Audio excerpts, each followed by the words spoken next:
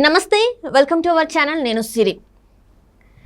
ఢిల్లీ పర్యటనలో ఉన్న జగన్ గారిని అంటే పివి నరసింహారావు గారికి భారతరత్న అవార్డు వచ్చింది కదా, సో మీ స్పందన చెప్పండి అని ఒక విలేకరి అడిగిన ప్రశ్నకి తను చెప్పిన సమాధానం ఏంటంటే సాయిరెడ్డి చెప్తాడు అని చెప్పేసి. అయితే తను నెక్స్ట్ సీఎం కూడా అంటే మీ నెక్స్ట్ సీఎం సాయిరెడ్డి అని చెప్పేసి తను విలేకరి అనడం జరిగింది. అయితే తను ఎందుకు స్పందించలేకపోయాడు, సాయిరెడ్డి ఎందుకు చెప్తాడని చెప్పేసి జగన్ గారు అన్నారు. అయితే ఈ అంశాన్ని చర్చించడానికి మనతో పాటు ఉన్నారు ప్రముఖ సీనియర్ జర్నలిస్ట్ దుర్గా కుమార్ గారు. నమస్కారం సార్. నమస్కారం సిరి, మన వీక్షకులు కూడా నమస్కారం సార్. ఇప్పుడు చూస్తే ఢిల్లీ పర్యటనలో మన జగన్మోహన్ రెడ్డి గారు ఏపీ ముఖ్యమంత్రి ఉన్నారు.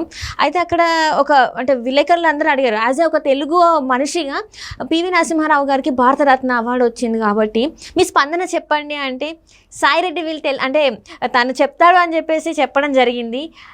ఎందుకు అంటే ఆనందంగా ఉంది, హ్యాపీగా ఫీల్ అయినా అని కూడా చెప్పలేకపోయాడా? అసలు ఎందుకు ఒక 2 లైన్లు కూడా ఎందుకు మాట్లాడలేకపోయారు అసలు జగన్మోహన్ రెడ్డి గారు? అవునమ్మా, నేను కూడా వీడియో చూశాను. చాలా వైరల్ అవుతుంది. అది వైరల్ అవటమే కాదు, మనం తెలుగు వాళ్ళగా తలదించుకునే పరిస్థితిగా ఉంది. అదే సార్. ఎందుకంటే తెలుగు పీవీ అంటే తెలుగు టీవీ అనే అంటే టీవీ అంటే టెలివిజన్ కాదు, ఒక గర్వకారణం అయిన వ్యక్తి ఆయన.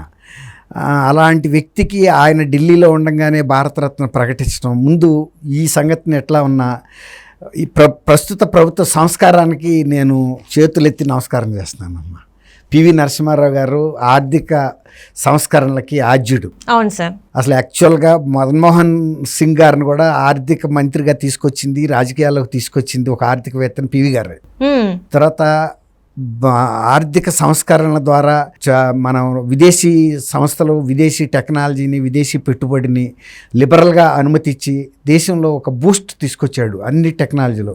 ఒక సింపుల్ ఎగ్జాంపుల్, ఆయన వ్యంగ్యంగా అంటే ఒక చలోక్తిగా ఒక మాట చెప్పారు. చెన్నారెడ్డి గారి స్మారక ఉపన్యాసం చేస్తూ దాదాపు 10 ఏళ్ల క్రితం అనుకుంటాను, ఇంకా ఎక్కువ కూడా అయ్యి ఉండొచ్చు, రవీంద్ర భారతిలో ఆయన స్మారకోపన్యాసం ఇవ్వటానికి వచ్చారు ప్రధానమంత్రిగా ఉండి. అయితే ఆయన ఏమన్నాడంటే, మనం విదేశాలని అంటే అభివృద్ధి చెందిన దేశాలని టెక్నాలజీ అడిగాం, సాంకేతికతను మనకి ఇవ్వమని, కానీ వాళ్ళు మనకు కార్లు ఇచ్చారు అని నవ్వాడు. అంటే ఒక చలోక్తిగా.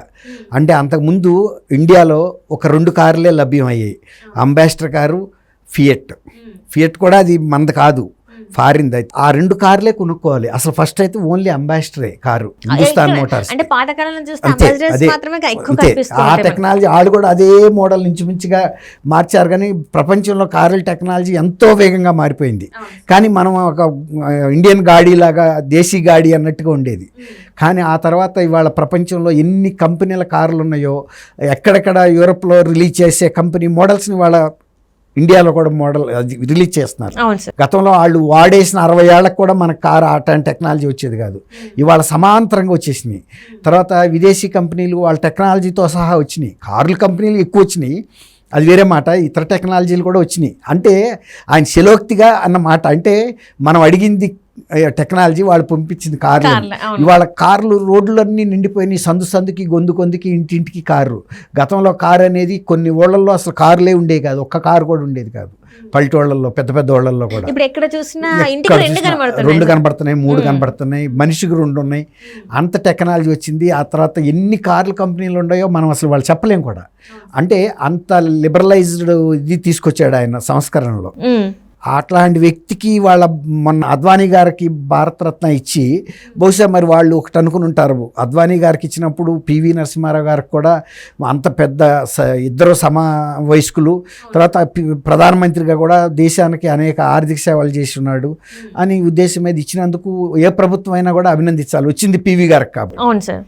ఈ గతంలో పివి గారి పట్ల కాంగ్రెస్ ప్రభుత్వమే వివక్ష చూపింది. ఆయన అంత్యక్రియల విషయంలో కూడా చాలా అవమానకరమైన పరిస్థితులు వచ్చినాయి. ఎక్కడెక్కడా కూడా దహన సంస్కారం చేయడానికి కూడా జాగా చూపించాలి. ఇప్పుడైనా అందరు ప్రధానులకి, ఇతర పార్టీల ప్రధానులు, చరణ్ సింగ్కి కానీ, చంద్రశేఖర్కి కానీ, ఇంకా ఇతర ప్రధానులకి, ఇతర పార్టీలు, మొరార్జీ దేశాయికి కానీ అందరికీ ఒక సముచిత స్థానం ఇచ్చారు. అక్కడ ఒక స్మారక చిహ్నాలు కట్టారు. కానీ ఈయనని అంత పేరు వచ్చింది కాబట్టి కాంగ్రెస్లోనే అధిష్టానానికి ఆయనంటే అంత కక్ష ఉండేది లోపల. ఆయన్ని ఇక్కడ చేయటానికి వీల్లేదు, మళ్ళీ ఇక్కడ చేస్తే కనుక ఆయనకు ఒక స్మారక చిహ్నం కట్టాలి, ఇంకా ఆయన పాపులారిటీ పెరిగిపోతుందని. అప్పుడు ఇక్కడ రాజశేఖర రెడ్డి గారు ముఖ్యమంత్రి కాబట్టి ఇక్కడ పంపించారు. రాజశేఖర రెడ్డి గారు జూబ్లీ హాల్లో పెట్టించి శవాన్ని కొంతసేపు, తర్వాత గాంధీ భవన్లో కూడా పెట్టారు. తర్వాత ఇక్కడ నెక్లెస్ రోడ్లో దహనం చేశారు. అది ఒక విచారకరమైన సంఘటన ఏంటంటే దహనం కూడా పూర్తిగా జరగలేదు, ఆ చితి ఆరిపోయింది. ఆ రాత్రి వర్షం పట్టడం ఏదో సంథింగ్ జరిగింది. తెల్లారి వెళ్ళి చూసిన తర్వాత మళ్ళీ వాళ్ళ కుటుంబ సభ్యులు చాలా ఆవేదన చెందారు, ఇలాంటి అవమానం చేస్తారా అని. అప్పుడు చితి వెలిగించిన తర్వాత వెళ్ళిపోతారు కదా, తర్వాత అది చితాభస్మం అయిన తర్వాత తీసుకోవడానికి వస్తారు. కానీ వచ్చేటప్పటికి కొంచెం బాధాకరమైన ఘటన వాళ్ళు చూశారు, కుటుంబ సభ్యులు తట్టుకోలేకపోయారు, ప్రజలందరూ కూడా తట్టుకోలేకపోయారు. తెలంగాణ కాదు, ఆంధ్ర ప్రజలు కూడా. ఆయన ఒకప్పుడు నంద్యాల నుంచి కూడా ఎన్టీ రామారావు గారు ఏకగ్రీవంగా ఎన్నికవటానికి సహకరించారు ప్రధానమంత్రిగా ఉన్న సమయంలో. అంటే ఆయన ఇక్కడ పోటీ ఎదుర్కొని ఓడిపోయే పరిస్థితులు ఉండకూడదు కదా. పివి అంటే దేశమే గౌరవించింది. ఆయన ఒక మాట అనేవాడు, దేశానికి ప్రధానైన తల్లికి బిడ్డనే అని. అంటే ఆంధ్రప్రదేశ్కి వచ్చినప్పుడు తెలుగు బిడ్డనని, మీకు నేనేం ప్రధానమంత్రిని కాదని. అంత వాల్యూ ఉంది ఆయనకి. తెలంగాణలోనే ఉంది, ఆంధ్రప్రదేశ్లో ఉంది, దేశవ్యాప్తంగా ఉంది. ముఖ్యంగా ఆర్థిక సంస్కరణలు ప్రధానమంత్రిగా, తర్వాత మానవ వనరుల శాఖ మంత్రిగా, ఆ శాఖ ఏదో చిన్న శాఖ అని ఇస్తే దానికి పెద్ద గుర్తింపు తీసుకొచ్చాడు. మానవ వనరులు అనేది ఎంత ప్రాముఖ్యంగా అంశం. ఇవాళ ప్రతి డిపార్ట్మెంట్, ప్రైవేట్ ఆఫీసులు కూడా హ్యూమన్ రిసోర్స్ డిపార్ట్మెంట్ అనేవి పెట్టారు. ఇవాళ ఆయన అంత గుర్తింపు తీసుకొచ్చాడు హ్యూమన్ రిసోర్స్. తర్వాత హ్యూమన్ రిసోర్సెస్కి ఇండియా అనేది ఒక పెద్ద కేంద్రం అని కూడా తెలియజేశాడు ఒక రకంగా. ఇవాళ అమెరికా లాంటి దేశాలు హ్యూమన్ రిసోర్స్ మీద, ఇంటలెక్ట్ మీద ఆధారపడుతుంది, ఇండియా లాంటి ఇంటలెక్చువల్ కంట్రీ మీద, ఐటీ సెక్టర్. అట్లా ఆయన భారత ప్రధాని వచ్చిందని ఎంతో సంతోషంగా విలేకరులు వెళ్ళి జగన్మోహన్ రెడ్డి గారిని అడిగితే మరి ఆయన రాజకీయాలుగా ఏమి చికాకుల్లో ఉన్నారో ఏంటో తెలియదు. ఎంత చికాకుల్లో ఉన్నా పివి నరసింహారావు గారు భారతరత్న మీద ఆయన చక్కటి వివరణ ఇచ్చి ఉండాల్సింది. మేము సంతోషిస్తున్నాం అని చెప్పాల్సింది, తెలుగు వాళ్ళకి గర్వకారణం అని చెప్పాల్సింది. పివి గారే కాదు, తెలుగు జాతికి వచ్చిన భారతరత్నగా మేము భావిస్తున్నాం అని చెప్పి ఉండాల్సింది. అంతే కదా, పివి మా బిడ్డ అని. అట్లా మాకు ఒక గుర్తింపు తెచ్చిన వ్యక్తిగా పివి నరసింహారావు గారు చిరస్థాయిగా కూడా తెలుగు రాష్ట్రాల్లోనే కాకుండా భారతదేశంలో కూడా భారతరత్నగా ముద్దుబిడ్డగా మిగిలిపోతున్నాడని చెప్తే బాగుండేది. ఆయన చెప్పదలుచుకుంది ఏదైనా. అదేదో చాలా చిన్న విషయం అన్నట్టుగా విజయసాయి రెడ్డి మాట్లాడతాడు అనేటప్పటికీ విలేకరులు కూడా కంగు తిన్నారు. విజయసాయి రెడ్డి అడిగింది ఈయన ముఖ్యమంత్రి కాబట్టి. వాళ్ళు ఒక మీలాంటి మహిళా విలేకరులు బహిరంగంగానే అంటే నెక్స్ట్ సీఎం విజయసాయి రెడ్డినా అని ఆయన ముఖాన్ని అడిగారు. ఇక ఆయన కార్ డోర్ వేసుకుని వెళ్ళిపోయాడు. అప్పుడన్నా లేచి అది కాదమ్మా నేను కొంచెం ఒత్తిడిలో ఉన్నాను, తప్పైపోయింది చెప్పుంటే కూడా ఆయన వ్యక్తిత్వం ఇంకా పెరిగేది. సారీ నేను ఉన్నాను కానీ కరెక్ట్గా మీరు మంచి ప్రశ్న అడిగారు అని మళ్ళీ కూడా అప్పుడు సమాధానం చెప్పొచ్చు. ఇప్పుడు ఎంత జాతీయ స్థాయిలో వాజ్పేయి లాంటి పెద్ద పెద్ద వ్యక్తులు కూడా జాతికి క్షమాపణ చెప్పారు. క్షమాపణ చెప్పడం అనేది ఇంకా వాళ్ళ విలువను పెంచుతుందే కానీ తగ్గదు. ఏదైనా తెలియక తప్పు జరిగినప్పుడు కూడా ఇది నేను క్షమాపణ చెబుతున్నాను జాతికి అంటారు.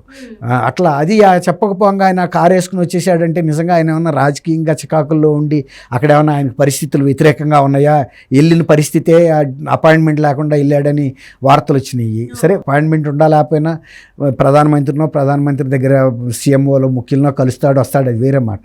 కానీ అది ఒక రకంగా ఆయన పివి నరసింహారావుని మన జాతిని కూడా అది ఆయన అవమానించడమే.